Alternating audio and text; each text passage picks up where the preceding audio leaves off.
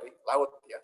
Nah, corona jelas ya ini adalah sebuah penyakit yang asalnya virus ya. Virus itu artinya apa? Gampang berubah ya.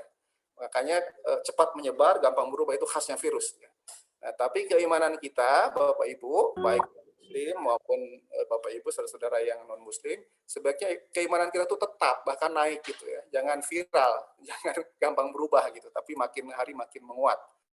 Nah, ini gejalanya barangkali nanti bisa dibaca ya, prinsipnya seperti itu. Nah, yang menarik adalah COVID ini ternyata 86% itu tanpa gejala, tapi tetap menularkan. Yang kedua, kasusnya ringan, tidak butuh rumah sakit. Yang butuh rumah sakit itu kira-kira sebenarnya hanya 2 orang atau 3 orang gitu ya. Dan yang akan meninggal kalau masuk rumah sakit seharusnya itu 1 dari 300 gitu ya. Tapi sayang di Indonesia masih kebalik, 3 dari 100. Ini karena ada persoalan kesehatan sebelumnya. Dan bagaimana kita melakukan pencegahannya? Di sini ada tahapan ya. Yang pertama adalah memprevent, mencegah, kemudian melakukan deteksi, menemukan kasus, dan merespon. Responnya seperti ini. Maka tracing, testing, kemudian isolasi dan treatment. Ini yang sekarang dikatakan ini adalah tugas dari pemerintah. Masyarakat preventif dengan melakukan 3M itu. Gitu. Nah, jadi Bapak Ibu, kita lah sebenarnya garda terdepan. Jadi apapun penyakitnya, masyarakatlah yang pertama kali terkena 24 jam, 7 hari seminggu. Adapun di pelayanan kesehatan, tenaga medis itu garda terakhir. Gitu. Saya petugas kesehatan, tapi tidak melayani, adanya di tengah-tengah. Bagaimana menyambungkan hal ini? Kalau kita bisa mencegah, maka rumah sakit tidak penuh. Rumah sakit penuh gara-gara pencegahan itu tidak berlaku. Gitu. Nah, karena itulah maka kita harus menerapkan protokol hidup sehat ya di saat pandemi. Ada protokol individu, yaitu 3M+, sekarang siap divaksin. Yang kedua adalah protokol kesehatan masyarakat. Nah, kampus Poltek AUP atau kampus di Serang atau di Bogor dimanapun, itu prinsipnya adalah itu institusi kesehatan masyarakat yang harus menerapkan protokol kesehatan masyarakat sehingga semuanya bisa aman gitu ya. Kemudian bagi Bapak Ibu, para aktivis, para guru, para dosen termasuk adik-adik taruna yang menjadi aktivis, ini harus juga waspada, jangan sampai tapi harus meringankan beban sesama dan membantu ya. Nah, protokolnya itu prinsipnya BOR ya, atau mau OBR juga boleh. Barang, orang, dan ruangan. Makanya 3M tidak cukup, harus menjadi 5M ya. Barangnya jelas harus diinspeksi, terutama tempat-tempat yang disentuh tangan manusia. Jadi bukan seluruh gedung gitu ya diinspeksi, tapi tempat-tempat aja. Misalnya handle itu apa, tombol lift, apapun yang disentuh oleh tangan manusia, dan lain-lain. Kemudian orangnya jelas tadi ya, orangnya jaga jarak sebaiknya. Lalu ruangan sebaiknya ada ruangan tertutup, harus udaranya berganti gitu. Jadi prinsip dari pencegahan itu adalah sebenarnya jarak. Kalau Bapak Ibu bisa antar orang itu 2 meter, itu sehat. Apalagi di ruangan yang udaranya bisa berganti, itu akan lebih bagus lagi. Gitu ya. Nah, jadi vaksin jelas ya, sejarahnya vaksin itu aslinya sih memang dari para dokter di Turki Utsmani saat itu ya, dibawa oleh Lady Montagu ke Inggris, karena beliau istri terbesar. Kemudian oleh Edward Jenner tahun 1996, ini vaksin pertama kali, beliau bikin paper, itu masalahnya. Jadi ini para dosen kita memang diminta untuk bikin paper ya. Karena Edward Jenner ini sebenarnya belajarnya 100 tahun setelahnya. Aslinya sudah berkembang 100 tahun sebelumnya di Turki, tapi para dokter Turki tidak membuat paper. Akhirnya yang dikenal sebagai bapak vaksin adalah Edward Jenner, seperti itu. Gitu ya. Ini prinsipnya bahwa yang namanya vaksinasi itu ada yang sifatnya alamiah, tapi ini tidak tahan lama gitu. Kalau kita tertular seperti itu dari ibu ya. Nah, yang kita buat sini aktif ya. Pemaparan antigen dan mesti aktif dan akhirnya bisa lebih kuat gitu ya. Nah, jadi yang diharapkan adalah kalau tanpa vaksinasi ini semua bisa terkena. Satu orang kena akhirnya semua kena. Tapi kalau divaksin, maka ini menjadi kuning tertahan sehingga penyakit ini atau virus ini tertahan hanya di orang itu saja, tidak menyebar kemana-mana. Itu disebut dengan herd immunity dan harapannya adalah 80% penduduk Indonesia mendapatkan herd immunity atau minimal 70. Itu sama dengan 121 juta ya, lama. Jadi ini yang harus diingat, vaksin itu butuh waktu lama, karena itu menerapkan 3M menjadi 5M, Bapak Ibu kita harus lakukan terus. Bahkan ya, yang sudah divaksin saya baru setengah jalan ya.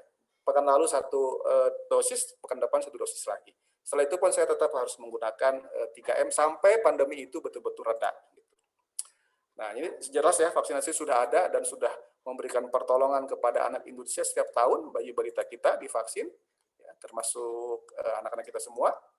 Dan jelas di sini ada prosesnya ya. Jadi proses pembuatan vaksin itu bukan sembarangan, nggak bisa vaksin dilepas kecuali aman, pasti sudah pasti, efikasinya sudah pasti. Jadi sebenarnya vaksin kalau sudah dilepas itu jangan khawatir, insya Allah itu sudah dikembangkan dengan baik, dan itu kredibilitas para peneliti, Badan POM semua dipertaruhkan gitu, seperti itu.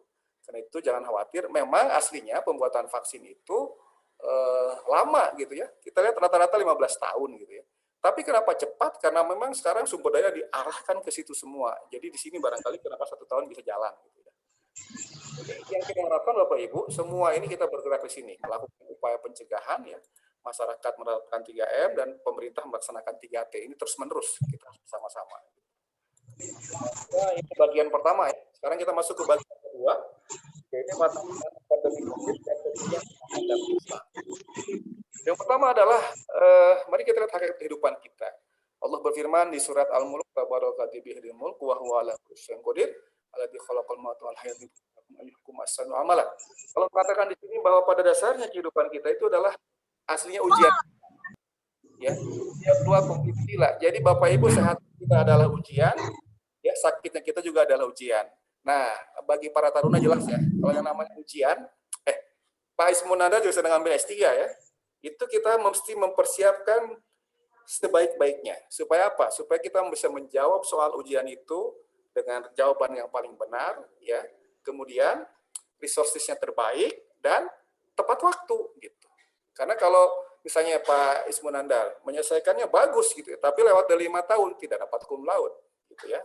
Atau soal udah selesai dikumpulin, Anda baru menjawab 1 jam kemudian, itu nilainya berkurang, bahkan bisa ditolak, tidak lulus. Karena itulah jawaban itu harus selain tepat jawabannya juga tepat waktu, gitu ya. Nah, tugas kita memang melihara kehidupan. Ya.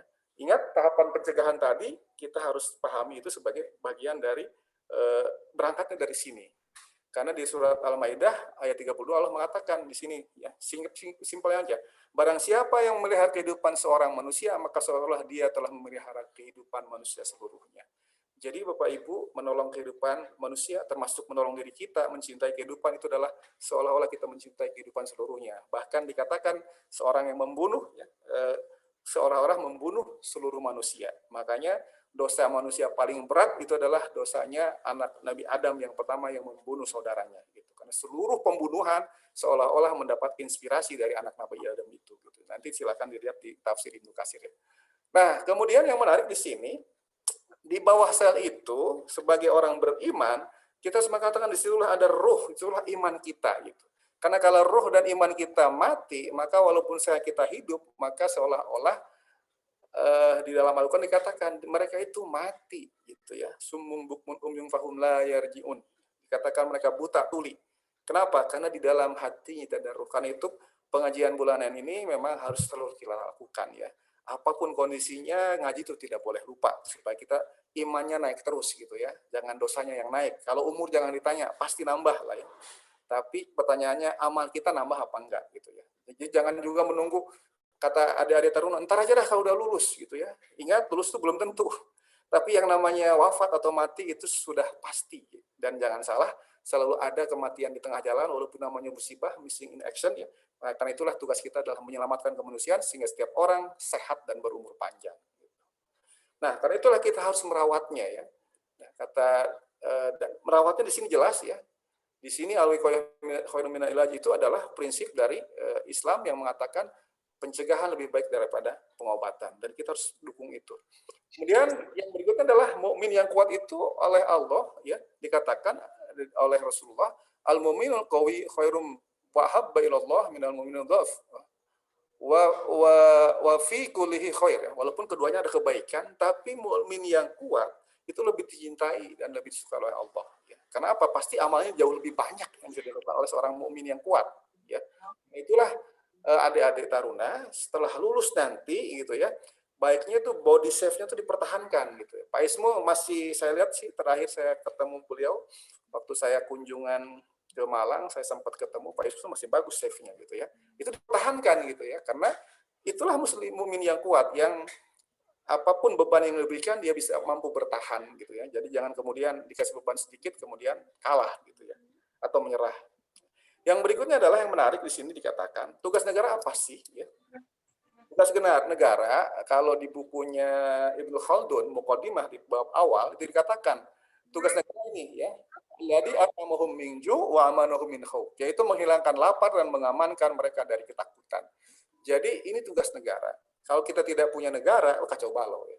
Kita punya makan dirampas orang, ya, kemudian penuh kekhawatiran. Dengan kita punya negara, itu jauh lebih baik dibandingkan kita tidak punya. Karena itulah memang tugasnya bagaimana menghilangkan ketakutan, kelaparan, termasuk ketakutan dari penyakit ini, gitu ya. Nah, yang berikutnya adalah musibah ini sebenarnya adalah sebuah kepastian dan tuntunan kesabaran. Di surat Al-Baqarah dikatakan di sini, kita sudah sering baca ya, terutama kalimat innalillahi wa inna ilaihi raji'un ya.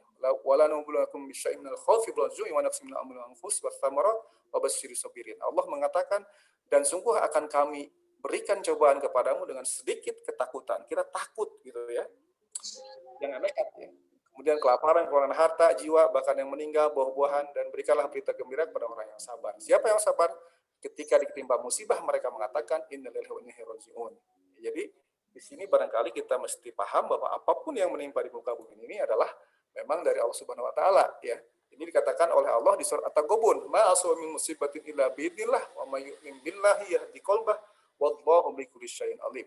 Tidak suatu musibah yang menimpa seseorang kecuali dengan izin Allah, dan barang siapa beriman kepada Allah, niscaya Allah akan memberi petunjuk di hatinya, dan Allah Maha mengetahui segala sesuatu. Jadi tidak ada satupun musibah kecuali Allah diizinkan di sini. Jadi yang kita hadapi saat ini adalah atas izin Allah. Karena itulah maka kita mesti kembali kepada Allah.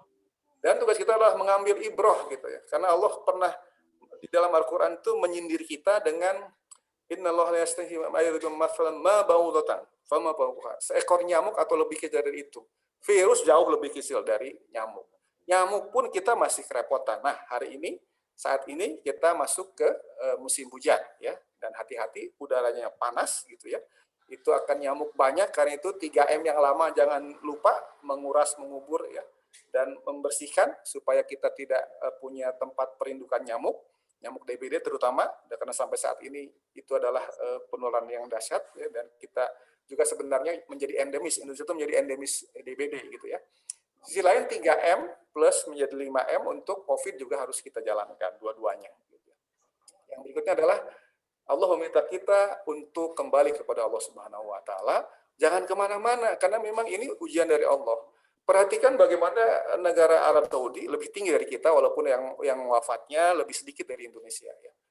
Perhatikan bagaimana Masjidil Haram, Masjidil Aqsa pun semuanya mengalami pengurangan jamaahnya, bahkan beberapa kali ditutup gitu ya. Jadi inilah tantangan bagi kita, dan itu persis juga waktu zaman dulu para rasul dan para sahabat juga pernah mengalami gitu ya. Dan kewajiban kita adalah memperbaiki diri serta mengubah keadaan. Jadi jangan kemudian kita merasa udah tenang aja gitu ya. Ingat, seorang muslim itu adalah orang yang selalu membuat kebiasaan baru dan lebih baik gitu ya. Karena dikatakan di situ ya, minal zulumati ila nur. Jadi kita dari jahiliyah yang gelap gulita kepada nuril Islam gitu. Jadi ada kebiasaan baru bagi seorang muslim itu biasa gitu. Bahkan yang baru, yang baik harus terus dipertahankan. Yang jelek ditinggalkan gitu ya.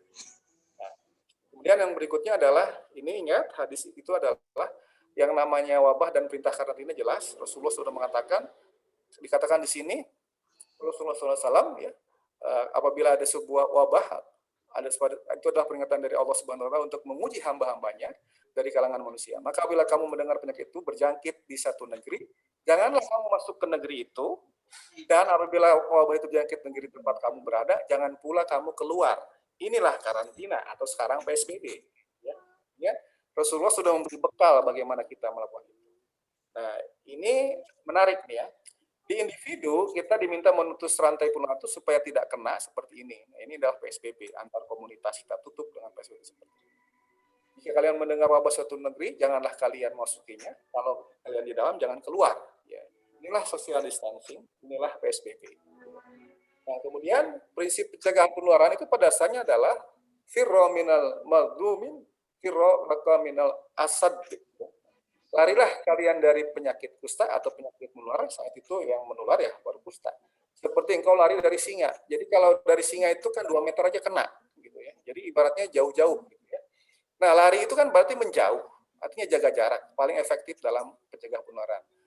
kami mengenalkan ini memakai masker, cuci tangan, dan jaga jarak. Ternyata yang paling efektif itu adalah jaga jarak. Dan jaga jarak tidak ada pilihan. Kita menjauh, dan dengan demikian itu orangnya dengan barang dengan ruang dalam satu waktu gitu ya. Barangkali bisa diingatkan. Nah, kemudian perintah isolasi jelas. Nabi SAW mengatakan di sini janganlah yang sakit yang berhubungan dengan yang sehat. Jelas sekali. Kemudian Rasulullah SAW tidak boleh berbuat mudorot dan yang menimbulkan mudorot. Karena itu kita mesti melakukan perbaikan. Ya. Lalu ini beribadah pun bahkan oleh Rasulullah diberikan rukhsah. Ketika masjid-masjid ditutup, kita sholat di rumah, maka sholat kalian di rumah artinya tepat waktu berjamaah dengan keluarga, ibaratnya sama dengan mendapatkan pahala sholat di masjid. Bahkan hayya ala sholahnya jadi menjadi hayya ala sholah fi buyutikum ya. Jadi bukan lagi hayya ala sholah, tapi sholah fi buyutikum. Bersolatlah kalian di rumah-rumah kalian sendiri. Nah, jadi tugas kita memang juga memberikan bantuan kesusahan. Jangan lupa dikatakan dalam sebuah hadis, barang siapa membebaskan satu kesusahan yang seorang mukmin dari kesusahan dunia, maka Allah Azza wa Jalla akan melepaskan kesusahan saat nanti di akhirat. Jadi kalau kita lihat ada saudara kita misalnya menawarkan barang, teman-teman punya uang, belilah barang itu. Karena teman kita itu berarti sedang butuh kan gitu ya. Sampai keluar rumah dan ada potensi tertular, maka coba berikan bantuan. Kalau ada yang terkena harus isolasi, misalnya ayah yang isolasi, berikanlah bantuan. Kan memberikan makan insya Allah sebenarnya tidak berat-berat banget ya, karena kan hanya menambah jatah aja. Insya Allah beberapa teman barangkali mampu seperti itu ya. Nah, kemudian yang menarik ya, ini ada bukunya. Saya senang sekali membaca sejarah gitu ya. Biografi Umar bin Khattab, halaman 272-280. Itu adalah cerita bagaimana saat Umar bin Khattab melakukan kunjungan ke kota Damaskus. Gitu. Nah, beliau baru di perbatasan, ya, di perbatasan, terus mendengar, kemudian memutuskan kembali pulang. Lalu diprotes oleh Gubernur Syam saat itu, Abu Ubaidah bin Jarrah, ini panglima setelah penggantinya Khalid bin Walid. Apakah kita hendak lari dari takdir Allah? Jawab Umar, mengapa kamu bertanya demikian, hai Abu Ubaidah? Agaknya Umar tidak mau berdebat. Dia menjawab, ya kita lari dari Allah kepada takdir Allah yang lain. Jadi sebenarnya ketika menghindar itu, kita mendapatkan takdir yang baik, menghindari yang buruk. Sebagaimana kata beliau contohnya, seandainya engkau punya seekor unta, engkau mau dibawa ke lembah yang banyak rumputnya atau ke yang tandus. Ya. Tapi tetap kita tidak bisa lari dari takdir Allah. Menghindar pun tetap. Jadi semua itu tetap ada dalam takdir Allah. Kemudian akhirnya Abu Ubaidah ini syahid, wafat ya karena taun.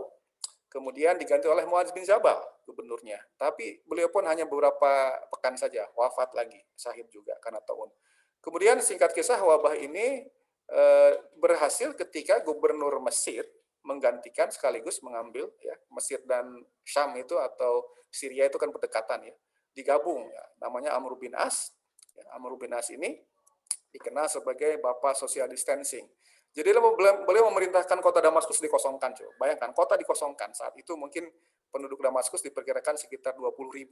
Dikosongkan selama beberapa pekan sehingga taun pun mereda. Nah, taun itu gambarannya, kalau melihat ceritanya di buku ini adalah badan orang panas gitu ya. Kemudian timbul bisul kecil-kecil, lalu bisul itu pecah dan bernanah, dan darah keluar terus sehingga orang terkena pagi, sore bisa wafat gitu ya. Ini kalau gambaran saya cacar, tapi cacar sudah hilang di dunia sejak tahun 1996.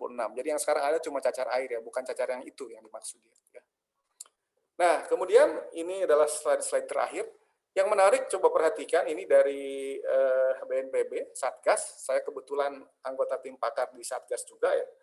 Jadi ujung-ujungnya yang kita harapkan untuk mengubah kedudukan kesehatan masyarakat menjadi ketahanan kesehatan masyarakat, 3 yang dilakukan: perkuat iman, beribadah sesuai dengan agama dan kepercayaannya, aman pakai jarak, memakai masker dan jaga jarak, serta cuci tangan, imun ya, istirahat cukup, olahraga teratur, tidak panik, bergembira, konsumsi makanan gizi seimbang ya, seperti itu. Jadi ini ya, iman imun ini harus selalu dipakai. Dan ini bagi muslim kita dipersilakan untuk memperbanyak doa ini. Ya, artinya apa? Rasulullah sudah mengajari kita menyiapkan ya. Allahumma a'udzubika minal barasi wal jununi wa dzami min kulli syai'in la ilaha illa subhanaka inna kunna minadh dhalimin. Ya Allah, aku berlindung kepadamu dari penyakit kulit, gila, lepra dan penyakit lain yang mengerikan. Jadi kita memang diminta untuk selalu berdoa, perbanyak doa. Jadi di sini dengan meningkatkan iman dengan jaga ibadah, perbanyak zikir, jaga tilawah, selalu berdoa, aman, jaga jarak, cuci tangan, pakai masker. kemudian imunnya, pola makan, istirahat, dan olahraga. Plus tambahin yang lain, boleh berjemur ya, sama gembirakan tubuh kita, gembirakan hati kita ya, karena semua itu dari Allah Subhanahu wa taala. Ringkasannya begini kira-kira. Yang pertama adalah Rasulullah memberikan nasihat kepada kita untuk senantiasa menjaga dan meningkatkan kesehatan. Mukmin yang kuat lebih baik dan lebih dicintai oleh Allah Subhanahu wa taala. Rasulullah mengatakan begitu. Yang kedua, ya, menghindari penyakit, larilah dari orang yang sakit lepra atau menular sebagaimana engkau melihat atau lari dari singa gitu. Seperti itu. Kita jaga jarak ya.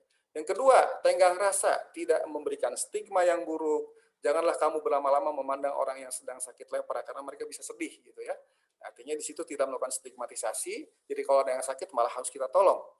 Yang berikutnya tawakal, tidak ada penularan, tidak ada ramalan jelek, dan tidak ada penyusupan kembali atau reinkarnasi ruh orang mati pada burung hantu. Ya, dulu reinkarnasi orang Arab memahaminya begitu. Jadi kalau burung hantu itu adalah ada ruh orang datang ke situ, kemudian burung hantunya ke rumah kita, berarti ruhnya itu ke rumah kita. Nah, itu adalah reinkarnasi yang tidak ada kata Rasulullah SAW, dan kita mesti yakin itu. Kemudian bersabar. Taun merupakan azab yang dibahkan kepada siapa saja yang Allah kehendaki. Kemudian jadikan rahmat kepada kaum muslimin. Jadi ini seharusnya bersabar. Jadi kalau kata siapa namanya? Avicenna, Ibnu Sina kepada Al-Biruni, itu dikatakan begitu. Bergembiralah engkau Al-Biruni. Karena kita diuji oleh Allah. Gitu. Ingat, yang diuji itu kan hanya yang ikut sekolah ya, bukan yang tidak ikut sekolah, yang ikut ujian. Gitu. Kira-kira begitu. Kemudian yang keenam adalah optimis. Jadi tidaklah Allah sedang menurunkan suatu kecuali juga yang akan menurunkan penawarnya atau obatnya di kulitain dawa gitu. Jadi Allah sudah menjamin seperti itu melalui Rasulullah SAW, dan kita mesti memberikan keyakinan. Disinilah kita selalu menjaga kesehatan, meningkatkan ibadah, itu juga sebagai bagian dari upaya meningkatkan kita sehingga kita bisa menguatkan iman, menguatkan imun, dan menguatkan keamanan kita. Saya kira itu bisa saya sampaikan. Mohon maaf sekali lagi. Terima kasih banyak. Assalamualaikum warahmatullahi wabarakatuh. Waalaikumsalam warahmatullahi wabarakatuh. Masya Allah, subhanallah, luar biasa penyampaian materi yang cukup komprehensif dari Pak Ustadz, mulai dari hulu sampai ke hilir telah kita sama-sama dengarkan tadi. Semoga Allah Subhanahu wa taala memberikan kepada kita kepemahaman dan juga bisa mengimplementasikan dalam kehidupan kita sehari-hari, terlebih dalam suasana pandemi yang seperti ini. Dan kita berdoa kepada Allah semoga pandemi ini segera berakhir. Pak Ustadz, terima kasih banyak. Kita masih ada waktu 30 menit ya kepada Bapak Ibu. Kami yakin sudah penasaran ini banyak hal yang mau ditanyakan, mumpung Pak Ustadz beliau seorang pakar dan bidang kesehatan masyarakat ini, insya Allah akan sangat tepat memberikan tanggapan jawaban dari permasalahan yang Bapak Ibu hadapi. Untuk itu kami persilakan, kami buka 3 orang penanya di sesi tanya jawab ini. Untuk sesi bisa acung tangan atau dihidupkan langsung mic-nya, atau bisa juga melalui kolom chat. Silakan Bapak Ibu, bila ada yang mau ditanyakan bisa langsung mengetikkan di kolom chat. Jangan lupa fokus kepada pertanyaan yang dituju, mengingat waktu yang sangat singkat. Silakan. Assalamualaikum. Assalamualaikum nanya Pak. Assalamualaikum. Waalaikumsalam Pak. Assalamualaikum. Waalaikumsalam. Ya silakan Pak Jainul. Singkat saja, silakan to the point. Ya, alhamdulillah Pak. Ya, alhamdulillah tadi materinya sudah bagus, sudah sangat menerap pada kita semua. Tetapi untuk penerapan ke masyarakat itu juga penting, Pak. Jadi jangan hanya negara ini jangan membutuhkan masalah sekolah saja, juga membutuhkan sekolah madrasah. Karena kalau agamanya kuat, insya Allah iman pun juga kuat seperti itu, Pak. Tolong itu yang saya tanyakan, bagaimana supaya negara ini memfasilitasi pendidikan agama, yaitu madrasah.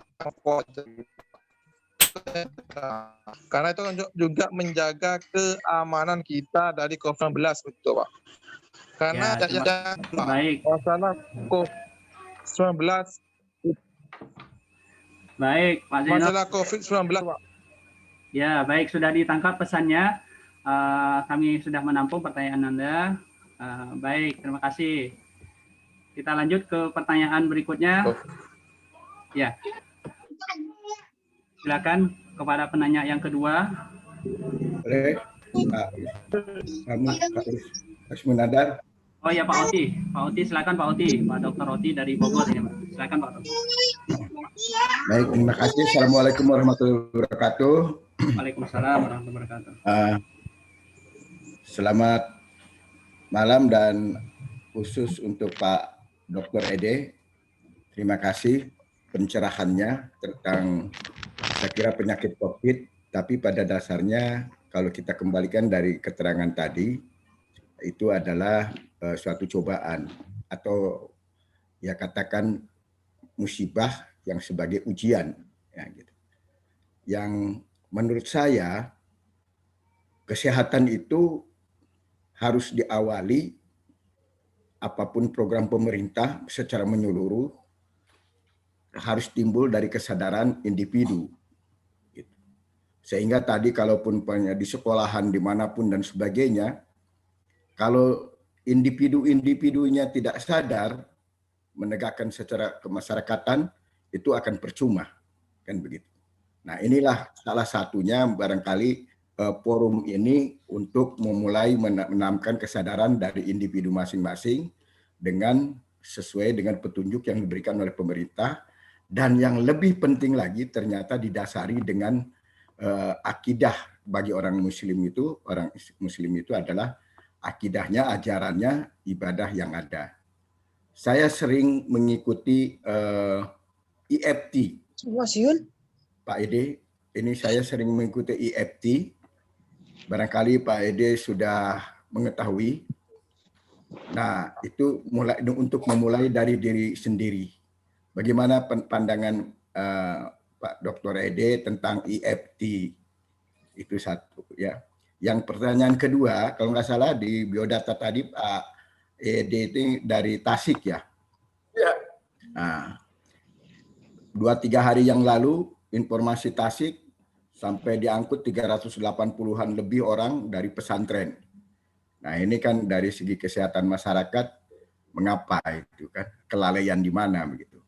Ini kan ini yang pendapatnya itu. Yang ketiga, Pak moderator, kalau boleh izinkan di-share yang terakhir ya. Yang apa namanya presentasi yang terakhir, slide yang terakhir. Yang paling terakhir yang 6 kesimpulannya. Oh, yang ringkasan ya. Ya. Ya, silakan Pak Oti. Nah. Yang ringkasan akhir. Nah, Ya. dari sini kita bisa melihat bahwa yang pokok itu kita mau menerima penyakit dengan sadar dan tawakal, kemudian berikhtiar dan berdoa, dan hasilnya kita tawakal kepada Allah. Bagaimana komentar Pak Dr. Ede? Terima kasih.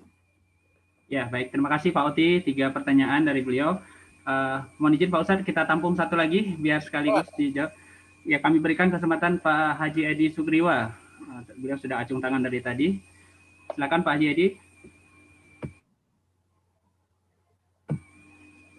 Pak Haji Edi, apakah mendengar suara saya? Pak Haji Edi Sugriwa. Assalamualaikum. Ya, Waalaikumsalam. Silakan Pak. Apakah suara saya bisa dengar? Jelas Pak. Silakan Pak. Baik, terima kasih atas waktu yang diberikan. Luar biasa Pak Ustadz Ede. Saya yakin dan percaya sebagai umat yang beragama bahwa COVID-19 bagi seseorang itu sudah tertulis. Tetapi sebagai tawakal umat yang beragama, kita memang harus berupaya bahwa pemerintah melaksanakan 3T dan kita melaksanakan 3M bahkan 5M. Secara fakta nasional bahwa status sosial kita itu begitu beragam. Artinya kalau kita bandingkan dengan Amerika misalnya, ya status sosial kita itu masih kita banyak kedapatan orang-orang yang masih kekurangan. Tadi Pak Ustadz menyatakan bahwa kalau tidak salah 82% virus itu tidak bergejala. Artinya banyak orang-orang yang OTG. Pemerintah selalu mencanangkan pentingnya 3M bahkan 5M, tapi di satu sisi secara kesehatan bahwa pentingnya asupan gizi itu. tidak sama sekali disinggung oleh pemerintah bahwa kita perlu olahraga, kita perlu asupan gizi yang memadai. Walaupun kita melaksanakan 3M, kalau yang satu ini diabaikan, ya itulah. Walaupun kita tadi saya katakan untuk secara pribadi, nama-nama COVID-19 bagi seorang itu sudah tertulis. Saya mohon penjelasan dari Pak Ustadz. Terima kasih. Assalamualaikum warahmatullahi wabarakatuh. Waalaikumsalam warahmatullahi wabarakatuh. Terima kasih Pak Haji Edi. Kita beri kesempatan dulu kepada Pak Ustadz untuk menjawab 3 pertanyaan. Insya Allah untuk Bapak-Bapak yang lain kami nanti buka sesi kedua untuk 3 penanya berikutnya. Silakan juga di kolom chat bila ada pertanyaan boleh diajukan. Fokus ke pertanyaannya. Kepada Pak Ustadz, barangkali sudah menangkap ketiga pertanyaan, disilakan. Terima kasih banyak atas pertanyaannya. Luar biasa, Bapak-Bapak. Pertama Pak Zainul ya. Pak Zainul ya. Penguatan pendidikan agama, saya yakin ini saya harus mengatakan persen itu hanya ada 100% saya setuju ya. Jadi itu sesuatu yang harus memang kita dorong gitu ya. Nah, persoalan yang kita hadapi saat ini adalah memang yang namanya sistem demokrasi kan gitu ya. Maka ada seperti di surah Ali Imran ya, watil kal ayam menudulah baiknas ya, aku pergilirkan gitu. Karena sekarang kita harus memperkuat diri kita karena memang saat ini kesannya pendidikan agama ini menjadi urusan pribadi kan gitu ya. Ini yang barangkali kita masing-masing kembali, tapi Allah sudah mengingatkan ya, apapun kondisinya. Bahkan misalnya di dalam satu ayat katakan ku anfusikum wa ahlikum naro. Pada ujungnya itu basicnya itu ya. Jadi kita diminta untuk mempertahankan diri kita dan keluarga kita supaya tidak masuk ke neraka apapun kondisinya. Ini yang barangkali diingat ya. Sehingga tidak boleh cukup dengan kondisi yang ada, tapi mari kita cari solusi gimana caranya ya. Karena satu saat bisa jadi inilah yang sedang kita pergilirkan. Jadi mari kita sama-sama menguatkan agama sesuai kemampuan kita. Dan pengajian ini adalah salah satunya ya, barangkali ini ya, Pak, yang digagas oleh teman-teman, Bapak Ibu, para dosen, serta para taruna, ini harus kita lanjutkan ya. Dan kita dukung. Kemudian tadi juga ada ucapan terima kasih tuh di mana? Di mana? Di chat ya, pada para donatur. Bapak Ibu bisa berperan ya, ada yang mau donatur tenaganya silahkan, donatur uangnya silahkan, donatur misalnya bicara ya juga silakan, apapun bisa dilakukan. Yang kedua, Pak Oti luar biasa nih ya. Jadi kesehatan itu harus dilakukan dari kesadaran sendiri, betul ya. Dan selalu diingatkan sebagai sebuah tadzkirah ya. Bahkan kita lihat Rasulullah itu kan luar biasa ya. Beliau berdakwah itu hanya 23 tahun. Tapi efeknya apa yang terjadi? Kalau bicara ajarannya pengaruhnya sampai sekarang makin kuat kan. Tapi melihat kepemimpinannya sampai kemudian menguasai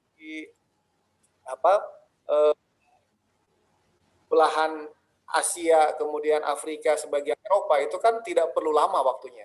Tapi bagaimana Rasulullah bisa membangun seperti itu gitu. Karena apa?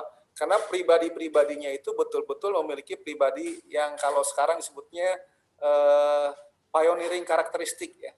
Bukan sekedar leader nih, tapi pioneering ya, rijal-rijal. Ini yang barangkali yang diharapkan. Artinya membutuhkan seorang rijal, seorang pionir-pionir untuk melakukan kebaikan. Dan khasnya adalah mereka tidak peduli dengan ucapan orang lain yang menjelek-jelekan. Karena memang kadang-kadang ada suka begitu ya. Ada orang punya ide, alah diprotes macam-macam. Tapi seorang rijal akan jalan terus. Seorang pionir itu mentalitasnya seperti itu. Jalan terus. Selama itu keyakinan dalam kebaikan. Yang kedua adalah di sini Tasik bagaimana? Ya, ini persoalan ya. Beberapa pesantren juga seperti itu, dan kita juga pernah bahas di tahap awal waktu kejadian kuningan ya. Sebenarnya hasilnya hampir sama ya. Intinya adalah penyakit penular itu harus segera ditemukan, gitu ya. Segera temukan. Begitu ditemukan, segera lakukan isolasi, ya. Jangan campur dengan orang sehat. Mengapa? Karena proses penularannya itu tidak terlihat, gitu ya. Beda dengan penyakit tidak menular. Kalau penyakit tidak menular, misalnya kayak kita semua nih yang usianya sudah di atas 50, hati-hati, karena penyakitnya ada di dalam diri kita sendiri. Gitu. Kalau penyakit menular, temukan, obati sehingga dia sembuh dan tidak menularkan kepada orang lain. Dan itu harus dipastikan dengan melakukan deteksi vaksinasi yang cepat. Gitu ya. Memang masih ada kelemahan ya. Itu harus pemerintah kita masih lemah ya dalam hal misalnya percepatan deteksi. Ya. Deteksi kita masih rata-rata 5 hari. Kemudian pemerataannya juga. Hari ini pun misalnya testing masih 30-40% di Jakarta. Padahal harapannya bisa ke seluruh kabupaten kota. Kalau nggak minimal fokus ke 98 kabupaten kota yang menjadi zona-zona penting di dalam penanganan COVID ini. Kemudian saja kita harus terus berikhtiar, sangat setuju, dan termasuk dengan berdoa itu juga bagian dari itu. Memang Pak Haji Edi Suliwa sangat jeli di sini. Ternyata misalnya asupan gizi dan kemudian olahraga kok kurang gitu ya.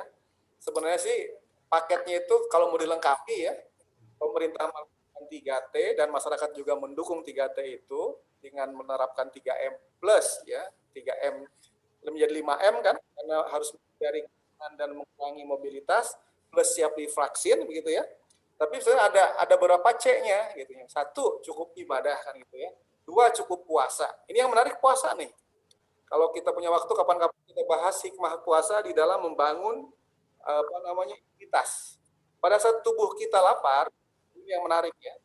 Karena itu tasubur lakum in kuntum ta'lamun kata Allah kata Rasulullah sumu tahiyus. Puasalah engkau maka engkau akan sehat.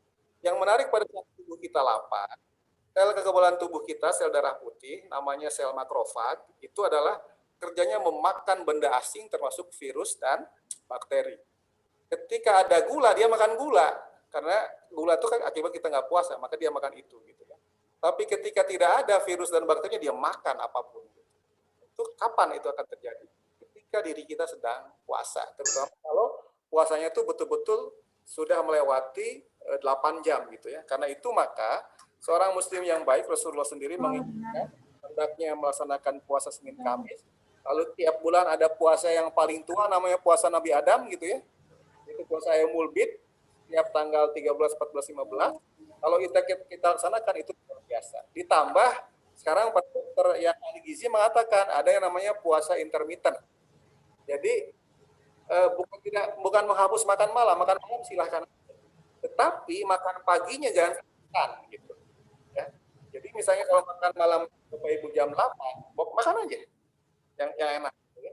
Supaya tidurnya nyenyak. Nanti jam 3 pagi bangun sholat tahajud gitu kan. Jangan kemudian kelaparan nggak bisa tidur gitu. Tapi tetap yang penting berikan jeda, tubuh kita tidak dimasuki oleh energi apapun, karbohidrat apapun, baik bentuk gula ya apapun, itu kira-kira seperti orang puasa yaitu 13,5 jam. Jadi kalau makan terakhirnya jam 8 malam, maka besok pagi, makan paling paginya itu seharusnya adalah jam 9.30 atau jam 10 gitu. Jadi bukan jam 6 pagi gitu. Nah kalau itu kita ibaratnya puasa juga. Gitu. Dan sel kita akan optimal. Itu yang disebut dengan intermittent fasting gitu ya. Jadi itu barangkali kalau bicara pahala tidak berpahala tapi menyehatkan. Kalau puasa berpahala kan harus sesuai syariat. Puasa Senin, puasa Kamis, puasa Yaumul Bid atau puasa Nabi Daud. Barangkali jawaban saya mudah-mudahan tidak memuaskan sehingga Bapak Ibu nanti lebih semangat lagi untuk membacanya dan Bapak materi nanti saya berikan. Terima kasih banyak.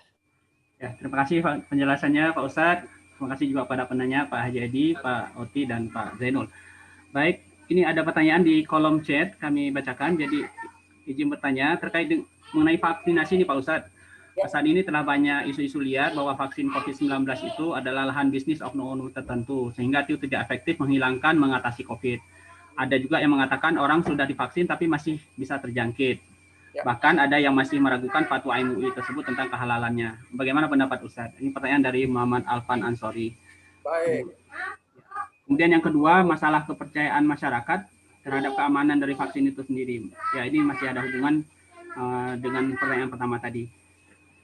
Bagaimana menurut tanggapan Ustaz? Silakan Pak Ustaz.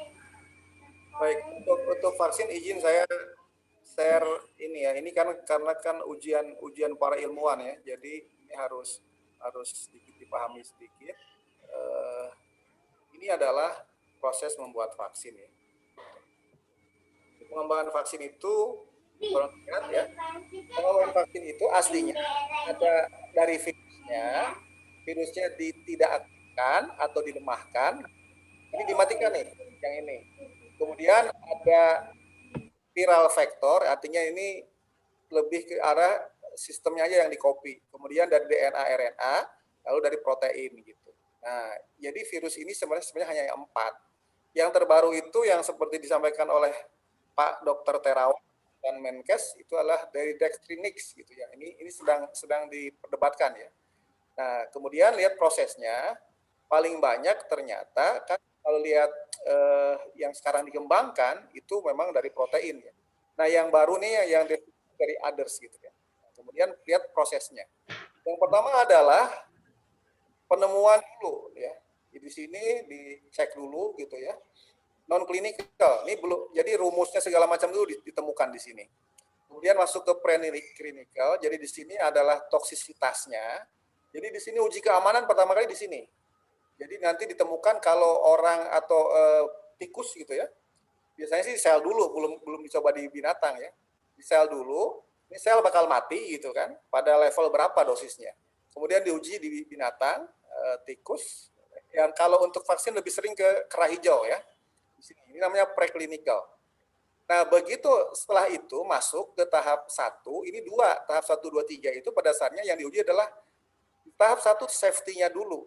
Di safety itu tidak bisa ditawar. Aman itu hanya boleh dilakukan fase 1. Fase 1 itu adalah uji coba, rata-rata yang diuji coba adalah 30 orang. 30 orang diberi vaksin, 30 orangnya diberikan hal yang sama tapi tidak ada isinya atau disebut dengan placebo atau vaksin atau obat palsu gitu, sering begitu ya. Itu adalah uji keamanan. Jadi sudah selesai. Kalau lolos di sini, ini sudah human clinical trial, udah uji coba manusia. Masuk ke tahap 2. Jadi sampelnya bisa 2-3 kali lipat dari 30. Jadi bisa 100, bisa 200 orang gitu ya. Nah, tahap 3 seperti yang sekarang masih berjalan di Bandung itu adalah sudah selesai ya, walaupun report akhirnya kan kemarin Januari sudah selesai ya. Nah, itu diuji cobakan kepada ribuan gitu ya. Antara yang diberikan vaksinnya dengan yang diberikan placebo-nya gitu. Jadi kalau bicara keamanan, seharusnya seluruh vaksin itu berdasarkan ini hanya boleh keamanan saja yang dikeluarkan. Jadi di sini lihat ya, GLP adalah Good Laboratory Practice. Di sini adalah Good Development Practice atau Pharmaceutical Practice. Jadi saat ini sekarang vaksin kita sudah di Bio Farma, sudah dikembangkan. Ya, bahkan kemarin sudah keluar 30 juta set vaksin baru dari Bio Farma gitu ya. Nah, sehingga kalau ditanya memang aslinya rata-rata membuat vaksin itu karena donornya juga jarang. Kalau sekarang ini untuk membuat vaksin ini Amerika sendiri sampai mengeluarkan uang 6 miliar dolar gitu ya untuk pengembangan vaksin COVID itu. Makanya bisa cepat. Yang kedua, pembelinya sudah ada gitu. Vaksin ini makanya pemerintah kita pun ya lucu ya, biasanya membeli itu 20% dulu DP. Sekarang kebalik, bayar 80%, sisanya 20% gitu. Inilah vaksin. Jadi kalau yang jadi persoalan kalau vaksin dari pemahaman saya itu bukan di keamanan, tapi di efikasi karena efikasinya tidak 90% gitu. Efikasi kita hanya 65%, tapi itu tetap bagus. Apa artinya? 100 orang divaksin, misalnya kita ada berapa orang di sini sekarang? Ada 154 sekarang. 154 ya. Tadi sempat 200. Katakanlah 200 ya. Dengan 65% berarti 65-nya itu akan terbentuk, 35-nya tidak terbentuk kan gitu ya. Tapi kita tidak tahu siapa tuh yang terbentuk dan tidak terbentuk itu. Sehingga orang yang divaksin tetap saja 3 kali lebih aman dibandingkan tidak divaksin. Saat ini seperti itu. Saya hari Kamis lalu ya, bukan Kamis kemarin, Kamis lalu divaksin. Dosis 1. Dosis 2-nya besok tanggal 25. Insya Allah nggak ada apa-apa. Setelah itu saya mau tes. Apakah saya sudah mendapatkan titer antibodi yang cukup gitu ya, atau saya lagi tanya juga nih belum dapat jawaban untuk menanyakan kalau nanti setelah saya divaksin pakai rapid test antigen gitu ya, apakah saya akan positif? Kalau positif berarti kan di tubuh saya sudah ada ya, antigen itu dan juga sudah ada antibodi untuk mengalahkan virus kalau itu datang. Gitu. Ini yang barangkali bisa dipahami. Nah, dengan proses vaksin yang lama gitu ya produksinya, kemudian juga fase 1 ke fase 2, vaksin tahap 1 ke tahap 2 itu membutuhkan 14 hari bagi yang usia 19 sampai 59 tahun, bagi yang 60 dosis 1 ke dosis 2 itu membutuhkan 28 hari ya. Jadi di sini yang sudah para dosen Oh ya, para dosen udah siap nih, karena 30 juta vaksin untuk pelayan publik sudah keluar dan sudah mulai sejak tanggal 15 kemarin. Gitu. Jadi bersiap-siap saja. Bagaimana bersiapnya? Bapak Ibu yang punya penyakit komorbid, misalnya darah tinggi gitu ya. Darah tingginya itu kalau selama masih di bawah 180-110 itu nggak apa-apa. Pastikan dicek. Dan yang menarik standar sekarang meningkat gitu ya. Jadi orang akan dites dulu, ada screening dulu segala macam, ditanya Bapak Ibu tolong isinya jujur sebaik-baiknya. Karena kalau tidak eligible tidak akan divaksin. Yang kedua, dites dulu darah tinggi. Ada kawan saya profesor senior pas dites darahnya itu 200 per 120. Ya udah ditunggu dulu, turun dulu gitu ya. Istirahat dulu berapa jam, setelah di bawah 180 baru divaksin. Kalau tidak juga ya udah pulang dulu, nanti kalau sudah siap baru bisa divaksin. Jadi tidak semata-mata yang datang langsung divaksin, enggak ya. Termasuk yang teman saya yang usia, karena beliau punya darah tinggi, yang usianya 3 tahun di atas saya juga batal divaksin gara-gara, bahkan ada yang masih 40-an ya, ibu-ibu, dosen junior, yang tidak divaksin gara-gara darahnya naik gitu ya. Jadi tidak bisa dipaksakan. Semuanya ingat, vaksinasi itu memasukkan virus yang sudah dimatikan atau dilemahkan ke tubuh kita yang sehat. Jadi jangan tubuh kita sedang sakit. Nah, kalau tubuh kita sedang sakit, jangan divaksin. Karena itu pastikan kalau mau divaksin, ya malamnya ya, jam 10 harus sudah tidur gitu ya. Jam 4 bangun, kemudian artinya tidurnya cukup. Gitu ya. Bahkan kalau vaksinnya setelah makan siang, ya paginya boleh istirahat dulu, tidur dulu supaya pada benar kita betul-betul fit. Ya. Dan ketika divaksin tidak ada masalah. Karena yang kita khawatirkan adalah ada dampak ikutan yang mungkin sebenarnya bukan vaksinnya tapi tubuh kita yang tidak siap, bisa jadi psikologisnya gitu. Karena itu tolong Bapak Ibu bersiap saja. Saya kira itu. Terima kasih banyak.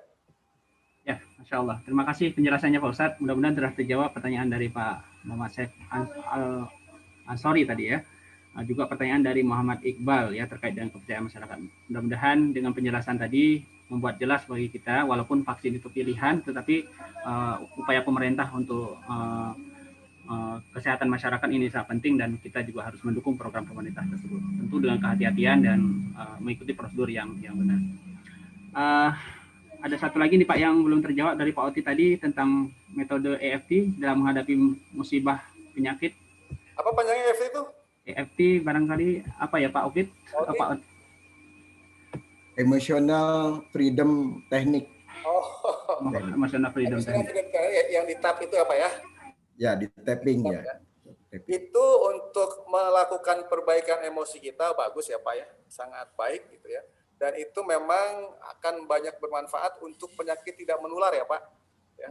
Misalnya orang darah tinggi ya, kemudian melakukan stimulasi diri, men-TFT, memfreedomkan, itu akan baik ya.